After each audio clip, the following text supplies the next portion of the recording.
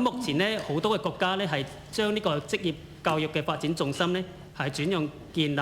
或者係進一步咧係完善現代學徒制度嘅。咁國家教育部響14年開始咧係進行現代學徒制嘅試點工作，並用19年咧係發布關於全面推進現代學徒制工作嘅通知。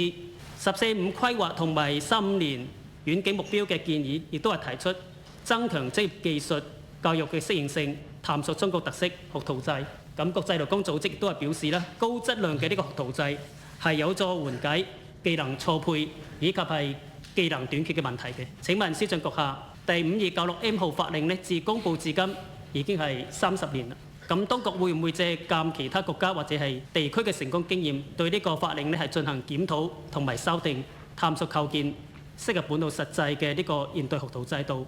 以配合呢經濟適當多元發展以及係產業結構升級轉型？有關學徒制嗰個問題呢，咁我哋喺